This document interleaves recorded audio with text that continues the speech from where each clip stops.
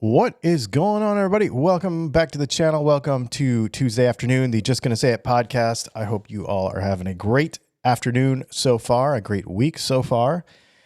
Today, we are going to talk about this Harley Benton Reverb thing. I want to get your thoughts on a couple of things that are kind of broader than just that one happening, but we're going to dive into that here in just a minute.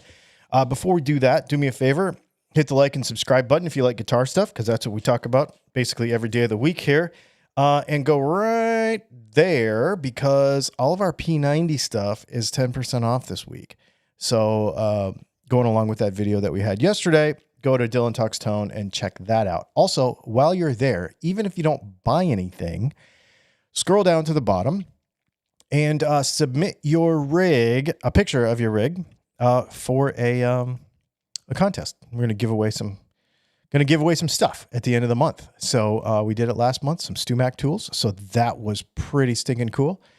So anyway, do that. Oh, and then the other thing that I was working on today, people have been asking for coffee tumblers again. And so I was working on this today. So this is the Sasquatch version of the tumbler, and it will be out probably by the time the live stream happens on Thursday. So there you go. Yes, doggies in the background. If you have guitar questions, get in the chat and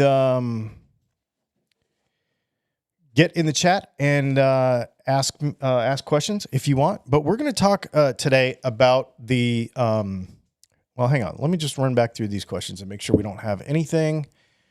Oh, do me a favor also. In the feed right there, there is a poll going right now. With the rising costs, I said Harley Bentons, but I'm thinking, this line of guitars more broadly. So it doesn't just have to be, it could be Firefly, it could be Ert, it could be any of those kind of guitars. With all of the costs of those guitars kind of rising, as you see those prices come up, are you still going to buy them? Or does that make you think of buying something else? Just no right or wrong answer, just kind of part of the conversation today. So we're going to chat about that here in just a minute. Let me see. Let me just come down through. Let's see. Just been working. Hang on. I'm just going down through these questions just to see if is Harley Benton not available in Europe. Yeah, they're from they'll be available in Germany, actually. Okay. So the first thing we should do is let's chat about, obviously, Harley Benton, somebody just mentioned, is Thoman's house brand. They're made mostly in China. I think there's a couple that are also made in other parts of Asia, but most of them come from China, and they're typically very inexpensive instruments. And so they, up until very recently, well, up until the end of this month, are available on Reverb. And if we pop over here to Reverb, the statement from them is, dear Harley Benton U.S. community, we would like to inform you that we will be closing our dedicated U.S. Reverb store on January 31st, 2026. This has been a difficult decision for us, as we have greatly appreciated the enthusiasm and support from the guitar community across the United States. We will not show any listings from February 1 onward, but you can still reach out to us regarding warranty cases, repairs, or customer service issues. The changes in economic conditions over the past year have made it increasingly difficult for us to operate in the U.S. to the point where continuing the operation is no longer feasible, at least not in a way that allows us to offer you our products at the value you deserve. While we will no longer sell directly from our U.S. warehouse, you can still order any Harley Benton instrument through harleybenton.com, shipped from Germany via Thomann. We want to thank our entire U.S. community for your trust, enthusiasm, and incredible support. This isn't an easy decision, and who knows what the future may bring once circumstances become more stable again. Okay, so this is an interesting statement. Of course, when I posted this on social media, everybody was like, tariffs, tariffs, tariffs, but I think there's more to it than that. So that's what I want to talk about today. I think that obviously that's a huge deal. So here's what I did. I actually put together an order. So, because I wanted to see like what is really behind this. Well, obviously, we all know that Reverb prices are about, what are they, about 10%? If they're more than that, somebody in the comments, jump in the comments and or the chat and tell me. The last time I checked, they're about 10% plus, because there's a percentage of the, so it's a lot, right? The guitar doesn't probably have that much margin in it anyway, because it's the example I was using was a $289 guitar. Okay. So it was going to be that 2 humbucker Telecaster Harley Benton thing, whatever they call it. Anyways, $289 was the sticker price on it. In the Reverb store, they sold them for $399. Okay. So, that means that Reverb up until this point, was already, Harley Benton was already building in some costs to sell in the United States in general and to sell on Reverb, because they have to ship the stuff over here. They have the cost of warehousing it. They have the cost of the people to warehouse it. They have all those things, right? Plus all the import costs. And they were basically carrying it. And then you could buy a $289 guitar for $399 on Reverb. Okay. Well, that makes sense. The problem is that if there's any movement at all in any kind of cost, whether that be shipping, whether that be tariffs, whether that be other taxes, whether that be any kind of courier stuff, any kind of import management. So like when you import a lot of stuff, usually you have to like pay a guy to do it all for you. There's fancier names, but there's some of that. Plus the cost of running an on-the-ground warehouse in the United States. All of these things. So we're talking paying for real estate. We're talking, however many dollars per square foot, plus the employment, plus everything. And obviously labor costs are higher here. So they have to deal with all of that. It limits the competitive advantage of those guitars if the guitars have to be more expensive. And so this is why I ask you, I'm curious if you were a Harley Benton person, or we could talk about other brands too, Firefly or any of those kind of things. As the price comes up, are you still going to buy them? Because that changes it, man. That changes it, right? Whether you're a person who likes them or not, I've never really been a fan of them, but I know a lot of people are. So I'm just like setting that aside for the day. I would rather buy a different guitar anyway. So I'm not kind of part of this conversation, but I think as it affects the guitar community, it's important, right? Whether I like the guitar or not, it's important to talk about it because costs on entry-level guitars are going up, and we are seeing it. So here's what I did. I went and said, okay, if I'm going to go ahead and buy one straight from Thomann, this is the difference. Now what's happening is now Thomann Harley Benton is not carrying the costs for all the importing.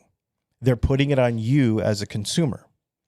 The problem is that those costs end up being higher. So I put together an order both ways. And I came up with the guitar, shipping, tariffs and duties, carrier fees, because that's separate. An estimated total for the $289 guitar from Thomann was going to be right around, depending on two things, exchange rate and also the carrier fees on the day. So it can change a little bit. But basically, we're looking at between $510 and $540 for the $289 guitar. If I was in the market for that particular guitar, I don't think I would do it, right? I don't think I would. So what they're doing is just saying, well, we don't have enough margin in this guitar, so we have to raise the prices or we have to change the business model so that we are not carrying those costs. Now what we're doing is we're putting the costs on the consumer instead of carrying it ourselves, which is what they do when they do it in the United States. It's just an interesting pivot that I didn't really see at first. I was like, well, okay, the tariffs are there. Therefore, The guitars are expensive, and so they are just going to not sell them here anymore. But what they're really doing, and I think this is important to understand, is they are putting the cost on you. Okay. That's different. If the guitar got more expensive, and they dipped into their profit margin a little bit, that's different. Okay. So I'll give you, our version of that, I will tell you, is that the one thing that we have to import from outside the United States, because you have to, nobody makes them in the United, is magnets. Okay. Which is a very large portion. We buy literally thousands of dollars of magnets at a time. So, and I incur a pretty steep cost, because of tariffs and other stuff. Shipping is really expensive. Shipping on a box of magnets is somewhere in the neighborhood of $300-$400, depending on how many you buy, because they're so heavy. So I've got a lot of costs in that, right? So if you go to Mojo Tone and you buy a magnet for 89 cents, well, if I buy, I don't know, 5,000 of those, and then I have to spend $400 in tariffs, and then I have to spend $400 in shipping, etc., then I could just put a thing on my website and say, hey, everybody, pickups are going to be, X amount of dollars, and you're just going to have to deal with it, or we're going to stop selling them, which, I mean, we could do, but here's the thing, is for the last 12 years, we've worked our business into a model that makes it to where we have a little wiggle room. Did prices have to go up like $10 on certain pickups? Yeah, they did, but not double, right? So not from a $289 guitar to $510 or something, right? Not from a $120 pickup to $210 for a pickup, right? Nothing like that. So because their business model was already so thin, they had no room to move. And so therefore they have to put this on you, which sucks for a few reasons. I don't like to see a business do that to the consumer. Obviously, the US market is not their largest market. And I think this is something that's very important. There's going to be somebody that's going to get in the comments and say, well, it's not just about the United States. You people in the United States are so self-centered. Okay, well, we live here, right? So we're worried about buying stuff for us. That's why we care about us, because we live here. That's, what happens in Germany doesn't necessarily affect us as much. But these days, it kind of does. So this is why we're talking about it. So it will affect the entire market, because all of these inexpensive guitars are going to be affected in some way. You're going to end up incurring a cost on these inexpensive guitars that have no margin in them. And so when you go and buy, let's say you go and buy a Squire, for example, Fender, the reason the Squire is more expensive is because it's a proper business model, because it actually works, because it's a business model that's been working for many years, not based on having the cheapest thing in the world, but having a good quality product at a fair price. So then it goes up a little in price, yeah, but it's still manageable, right? It's just a different way of looking at it. Their competitive advantage is really, really going to be limited by this. All right, I'm going to jump in the comments here. And first of all, real quick, let me look over here. And whoops. Okay, so let's see. So 85% no so far on that deal. That's interesting. Let me jump down here in the comments and let's see. And I know many of you that, live in other countries and stuff aren't going to be affected as much by this or differently. But because we live here, we're thinking about it. Here is a super chat from Tazzy Tim. Good day, Dylan, dogs, and toners. Thank you so much. And a super chat from Thomas, who says, P90 order still on hold for coffee mugs. I'm doing research and will message you soon before ordering. I think I want the Enduro P90s. Oh, that's rad. Well, I have a coffee mug for you. So if you want to just message me, I'll actually sell you one. I've got a few of these, the prototypes of testing that we've been doing. Let's see. Okay, so let's look through some of this stuff. See if there's any chat going on and questions about this that we need to understand or ask or wonder. I had a question regarding the P90s. I asked it in your P90 video. Why don't we see any combos with P90 and single coils similar to HSS or HSH? Might be a stupid question, I know, because there's a pretty big power disparity between them. That being said, if you got one of our Hot 5, set of our Hot 5 pickups, as well as a P90 in the bridge, I would make that for you. That would be super rad.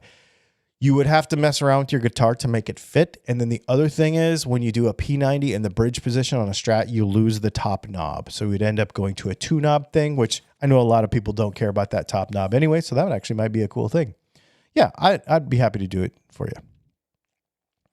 I always preferred Squier and ESP Limited, excuse me, to Harley Benton, to be entirely honest. So this isn't likely to impact me at all. Yeah. Okay, so yours is made in Indonesia. It's the guitar you prefer to play. Okay, cool. Excellent. Yeah,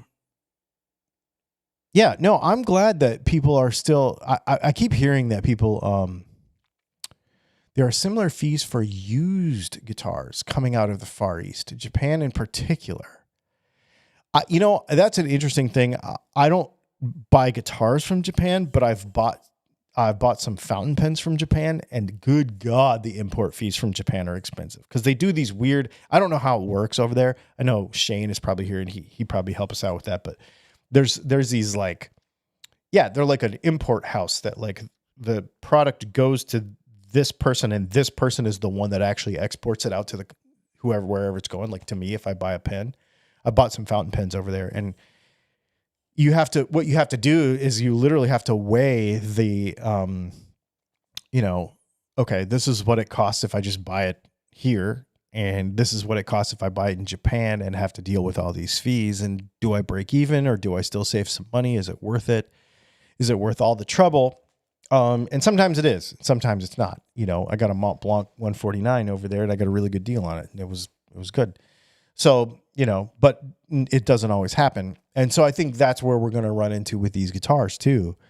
And the snarkier side of me, let's see, it seems that the companies that suffer are often also the ones going to cheap and not leaving themselves any wiggle room for the market changes that will happen. This is exactly what's happening. I agree. This is exactly what's happening. Would you sell your house for a Harley Benton? Nope, I would not.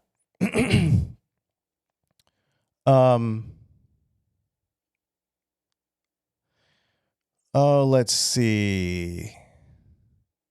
I've only ordered 2 things from Thomann, and you had to use DHL. We use DHL for all of our export now, and it is amazing. So fast. They do so well. I've always found it interesting that you look down on Harley Benton, Firefly, etc. so hard. Lots of folks buy modding platforms. You'd think the guy who sell pickups would like that. So here's what I'll say about it. I've said this many, many times. I don't want one. I do not find them interesting. If you find them interesting, you should buy it, and I'll be happy to help you upgrade it. That's no problem. But I don't like them. And I think for this reason, the reason we're having this entire conversation today, okay, is the reason I think I cannot recommend them. I can recommend a Squier.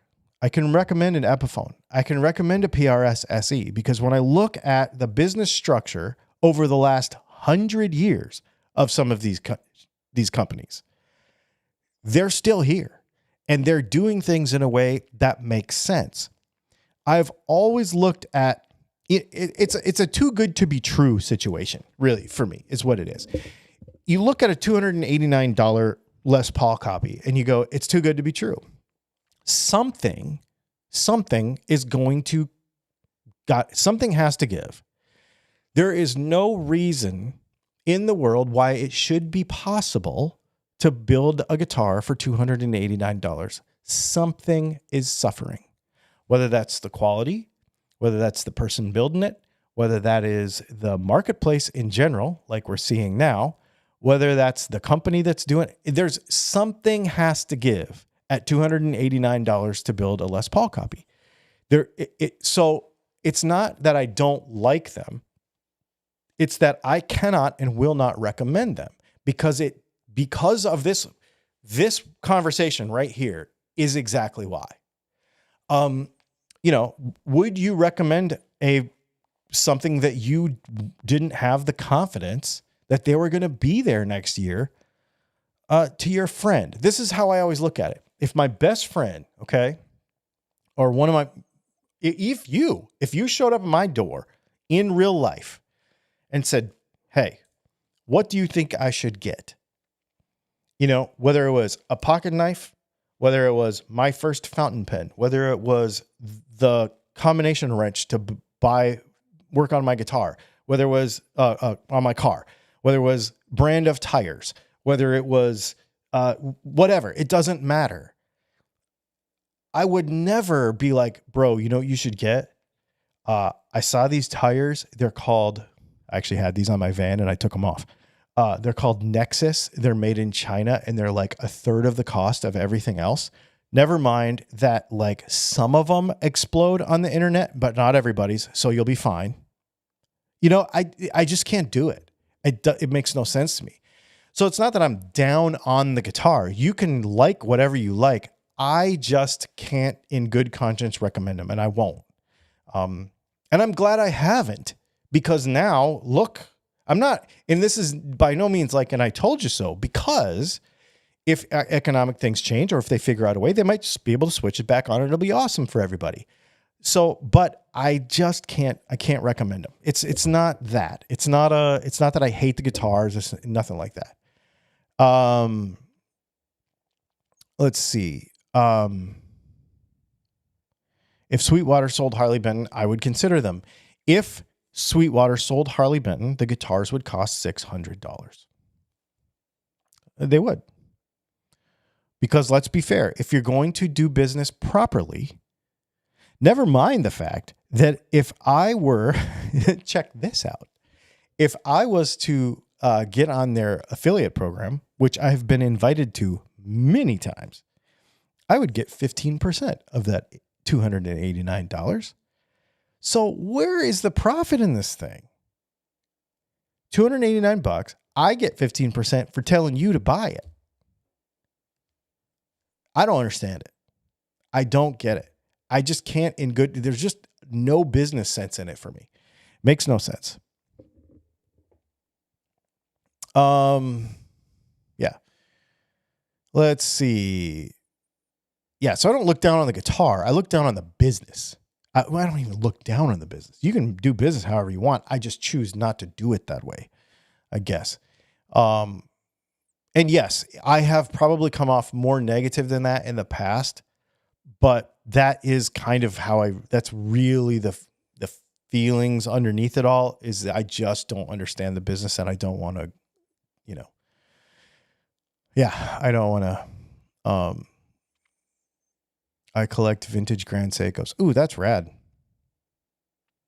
You had to stop buying them now due to the import fees. Yeah, me too. There's a couple of fountain pen brands from Japan that I've been wanting to order from, and one from Turkey that I've been wanting to order, and I've had to put it off for the same reason. Does Harley Benton use Court? No, they do not. Without charging labor or parts, I cannot build a guitar for $289. Exactly. So what do you recommend for someone with $200 to spend? I recommend that you, if you have $200, if you were one of my friends and you were asking me what to spend your $200 on, I would ask you how long it took you to save that up. And I would encourage you to invest more time. I feel very strongly that if you recommend a very cheap guitar to somebody, that you're not doing them any favors. I would recommend patience is what I would recommend with $200. The fact is that guitars have gotten more expensive, and everybody wants to think that just because they want a guitar that one should be available to them. Well, the thing is that this is a hobby that costs money, and the entry point of this hobby is going up. It is not as high as other hobbies. It is not as low as other hobbies, but the fact is that the entry point for this hobby has gone up. And I think we just need to realize that. And so I would recommend that you save about $500 and buy a classic vibe. Even a used one. If you could find for $275 a used classic vibe on Craigslist, there you go, right? But I think a little patience would go a long way if you had $200 to spend. And that's, to be honest with you, somebody said they are made by Cortec. If they're made in Indonesia, they might be made by Cortec, but if they're made in China, they're not. And lots of them are made in China. And we should talk about the Cortec program. So just because it's a Cortec guitar doesn't make it good. I would encourage you to watch Philip McKnight's tours on the Cort factories, and there are different tiers of them. And so just because it's made by Cort does not make it a good guitar. You can have a $300 guitar and you can have a $3,500 guitar made by Cort, and there's obvious differences. So I would not that you're wrong, but just add that to your little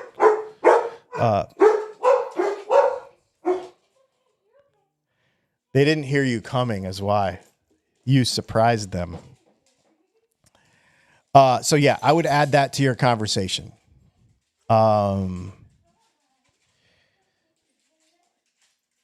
Let's see. Yes, same as Fender and PRS and so many other brands, but no, it's not. They have different factories for different price points of guitars. They're under the Cortec umbrella, but they are physically different places, physically different assembly lines, based on the price point.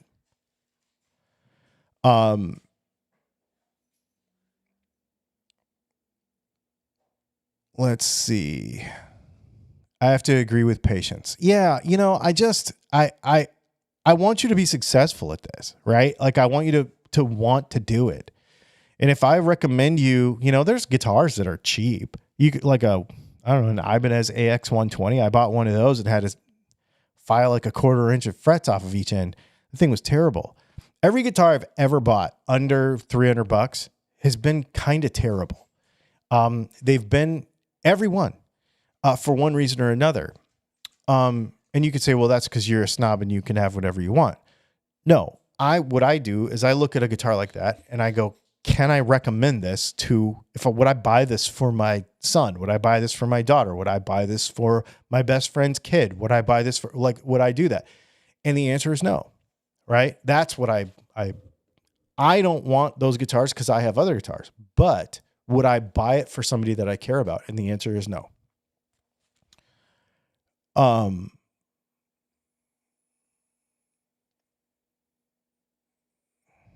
I've always felt Harley Benton and Firefly are not sustainable.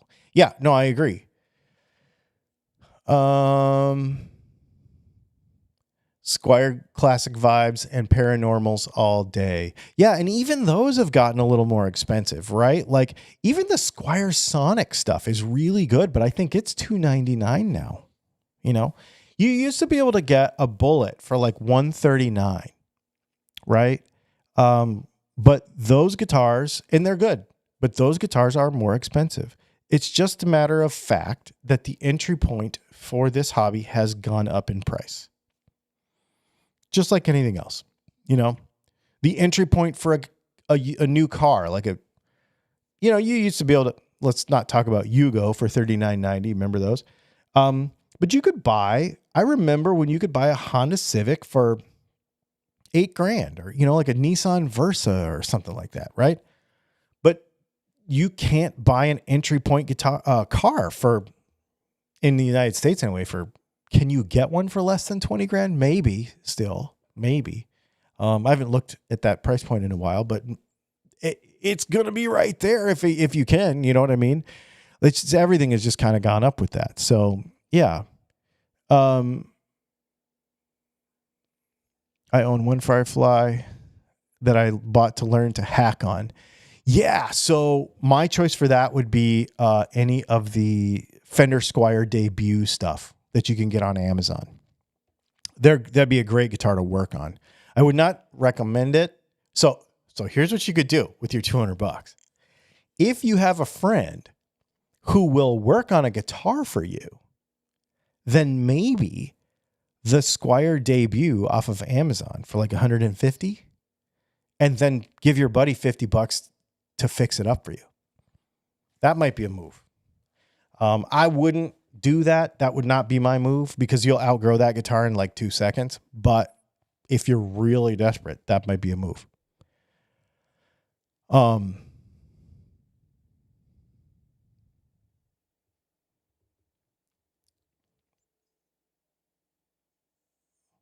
For $200, maybe a kit. Yeah, the problem is that you have to know a lot, right? Here's what I think about for an entry-level guitar. And this is where I think everybody gets this wrong, okay? An entry-level guitar does not mean cheap, okay?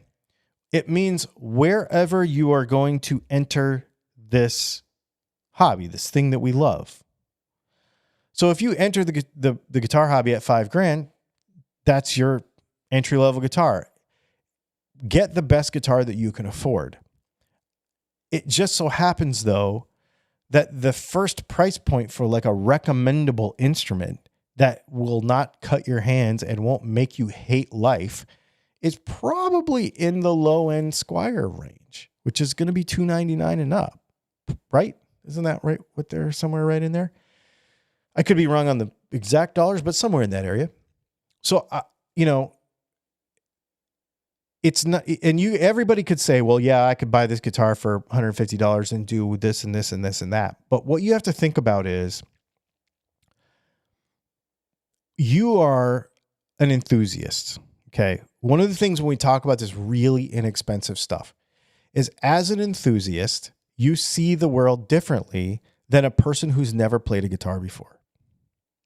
So I see it differently too. I see,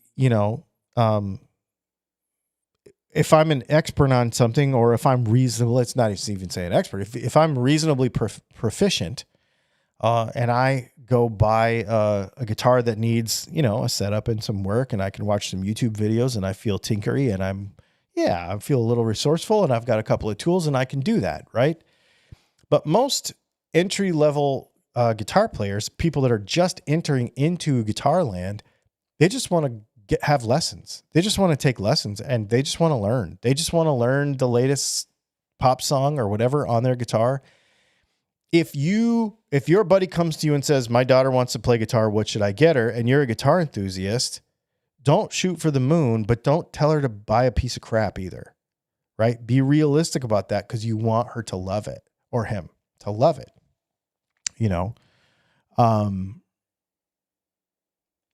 yeah.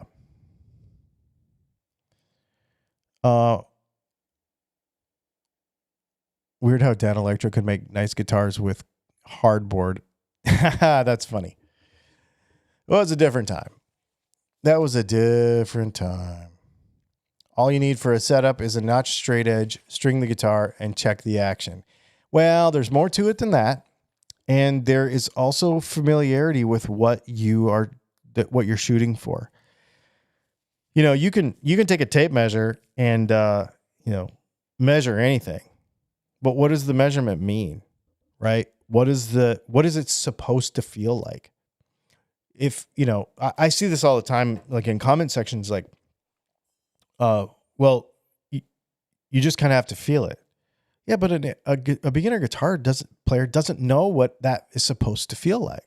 Right. I can close my eyes and pretty much tell you within a couple of thousandths of an inch how high action is. I can close my eyes and tell you how, how much a truss rod needs to move. I can grab a pocket knife and close. Well, I've sharpened all these myself, but I can tell you pretty much, what the blade angle is. I can pick up a pistol and tell you within a half a pound how heavy the trigger is because I have experience. Like you and I in this hobby, especially the guitar stuff, have acquired that experience over time. But when you give a beginner a guitar, they don't have that experience. So you can't just say, well, just get a cheap guitar and fix it up. They'll be like, I don't even know what to do. What am I shooting for here? I have no idea. I'm like, I don't know. Right. In 2 years, it'll be a different story. If you do it right, if you help them correctly, in 2 years, they'll be right there with you, measuring the action on the guitar with their eyes closed, because they'll know by then. But you have to let them have that time and make it easy. Factory setup string height, new strings is usually good enough. Yeah, for most people, it probably is. I always daydream about buying budget brands, but these days I'll just buy the Squier Classic Vibe or something with a reputable name on the headstock so I can at least get a little money back. Well, Squiers are budget brands, and you are doing a very smart thing by doing that.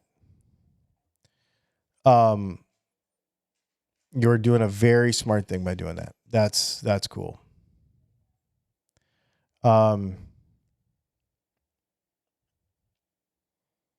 Yeah, it sounds like everybody's.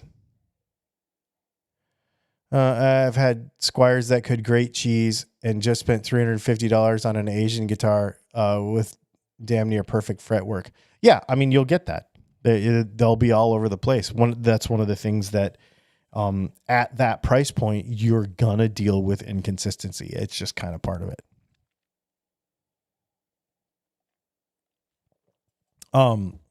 I did a survey on my YouTube channel, and it was literally hundreds of people.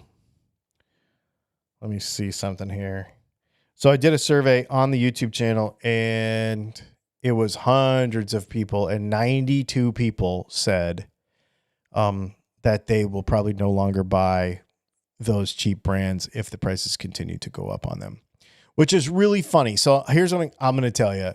The snarky side of me is like, wait, I thought everybody said that those things punched way above their weight and they're better than all these. They're just as good as all these more expensive guitars. But the minute the price goes up, the value is gone.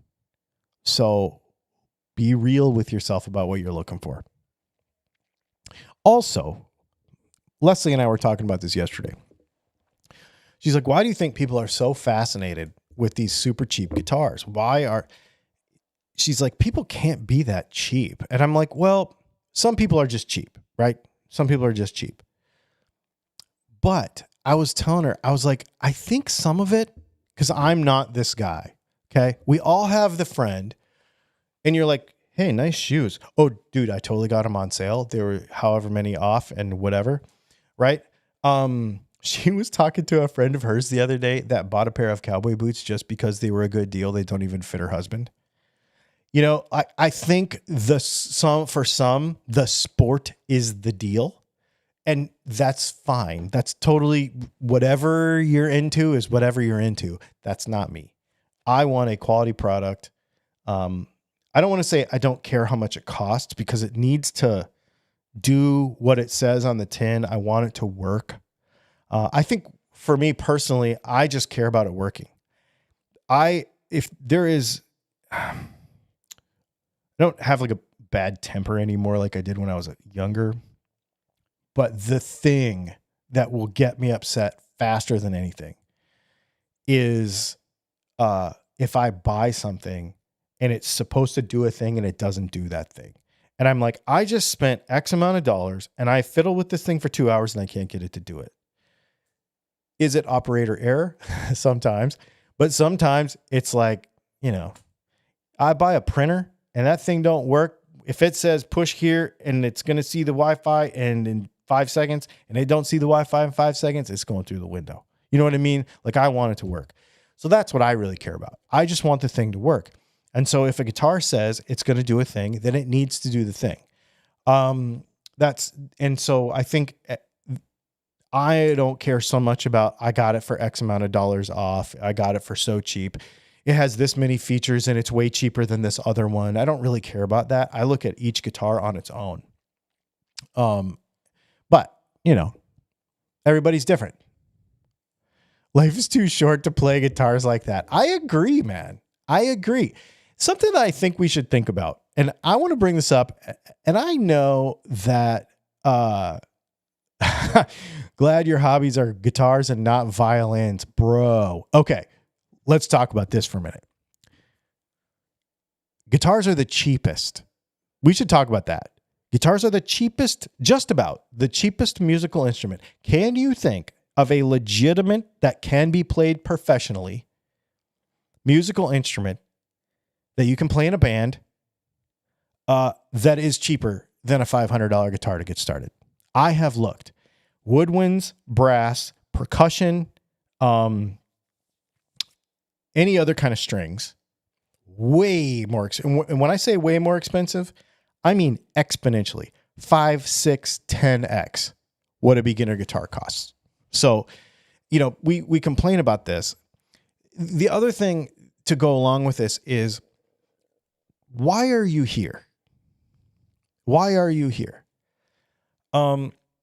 If you are playing guitar for the purpose of doing it cheaper than anybody else, that's a different podcast. That's a different YouTube channel. That's a different way of looking at it, right? If you are a person who plays guitar, like as in has fun, enjoys it, wants to get better at it, like we do this for therapy, we do this for, right? Then why would you buy the crappiest one available just because you can? Wouldn't you? And I'm not talking about the person who said, I only have $200 to spend. What do I do?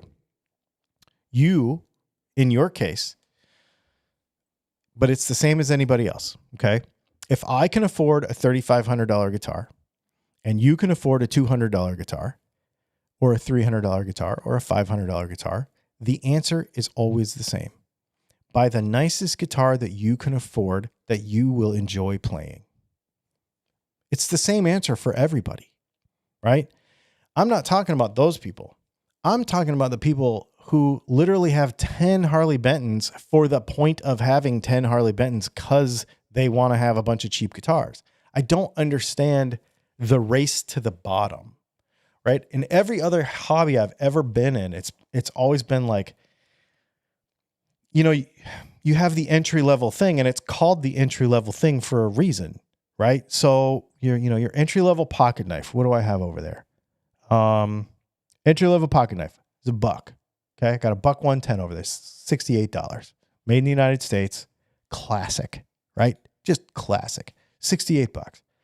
I got one sitting right next to it that looks almost exactly the same. It's $300. It's made in Germany. Okay. If I were to just get in the habit of, you know what, I'm going to collect all the cheap pocket knives I can, I'd get bored pretty quick. If you're just going to collect all the cheap guitars you can, that's what you're into, that's totally fine. But I think for a lot of us, we want to learn, we want to understand what's out there, and we want to continue to experience as much as possible. At least that's what I hope. That's what I hope you do. Some people just don't have the money to spend on something good. You know, I understand that too, but I think there is a mentality that comes with that, that I hope, and I know that not everybody can appreciate this. So I hope that you don't limit yourself based on what you can spend now. I really hope you don't. I hope you don't see something. We have rule around our house. We never say, I can't afford it. We never say, I'll never have that. I'll never be able to do. I'll never be able to go there on vacation. I'll never be able to have that thing. I'll never be able to, unless it's Brianna. She won't ever be able to reach something tall. But whatever. Like, I'll never be able to have. We don't say that. Will we never be able to have that thing? I don't know. Maybe, probably, maybe not. But there's a mentality that comes with that is so destructive in your entire life that I hope that you don't have it. I hope that because this is like a bigger picture thing than just a guitar.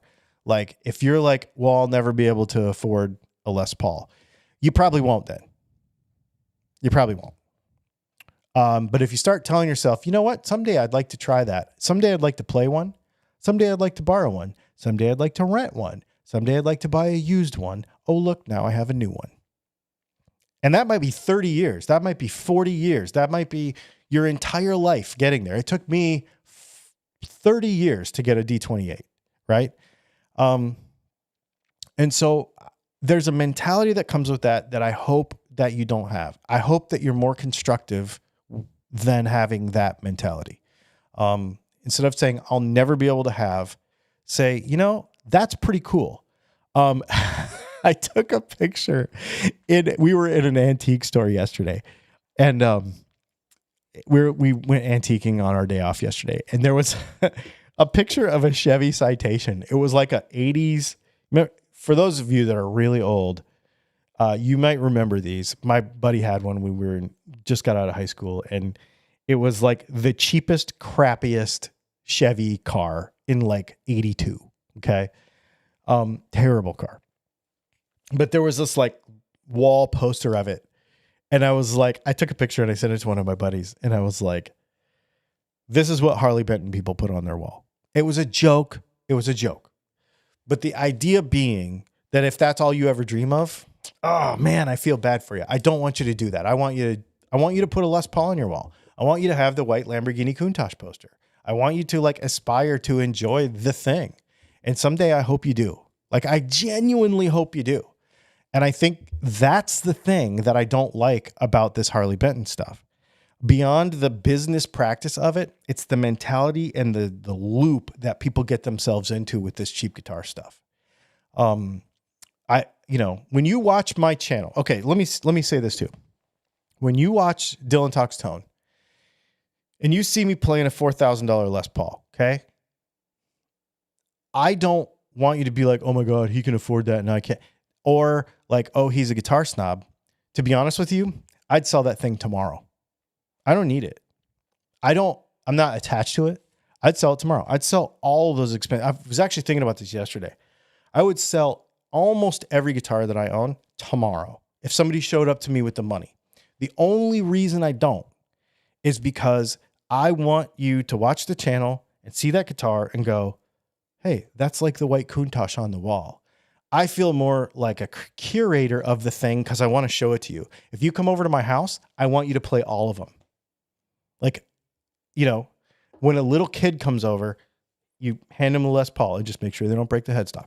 You know, like whatever, it doesn't matter. I want everybody to experience this stuff. And since I can do that, I want to share it with you. That's really what it's about. And so that's what I care about. I want people to really aspire. And I know this is a complete tangent on the cheap guitar thing, but I think it's really important. I think it's really, really important. I could go on about that all day. I just really want people. Remember the sporty Citation? I do, the X11. Yeah, were they like black and silver or something? Had like Hearst colors maybe or something. Oh yeah, I remember those.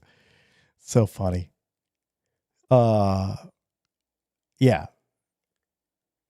And I just want, somebody said I'd never bash on a skier in Carhartts because they're there. That's what I think too. If I go to an open mic night, there's some pretty hilarious gear there. But each person is super proud of what they've got. They're proud of what they can play. And I am stoked to see all of them. That's what I think. I think that, I'm not a big participation trophy guy, but at the same time, I want everybody to participate. That's what I really care about. My chair is definitely sinking down. I need a new chair. No, we want everybody to do this. The new cork sniffers are the cheap guitar crowd. Dude, okay. I have said this many times. Hang on. My chair is collapsing. I've said this many times that the cheap guitar crowd are snobs because they look down on everybody else that doesn't have what they have. And here's the weird part about that. I think you will find that in the fact there's a few of you in the comment section right now because I saw you talking about the guitars that you own. The guy that has a nice guitar also likes the cheap guitar, right?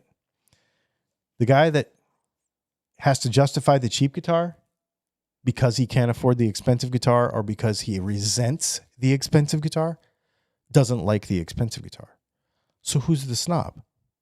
If I like the expensive guitar and the cheap guitar, but you only like the cheap guitar because you resent the expensive guitar. Just saying. Oh man, you guys, this is fun. Thanks for coming and hanging out with me tonight. I hope you I lived in Michigan. My buddy had it was two-tone, dark blue on the bottom, light blue on top Citation, and his grandmother owned it. That's the only reason it wasn't, I had like 20,000 miles on it. That's the only reason it wasn't rusted out. I want to say this was in probably the late 80s or something. Yeah, and we were kids. I remember doing donuts in the snow with it and stuff. And it was front wheel drive, so you had to like e-brake it, but it didn't have a handbrake. You had to do it with the foot. Like, yeah, it was a terrible car. Yeah, terrible car. You guys, this is awesome. You bought a Gibson Les Paul? Yeah, I have 2 of them. Yep, and I'm actually thinking about buying a 3rd one. Thanks for hanging out. We will see you all tomorrow.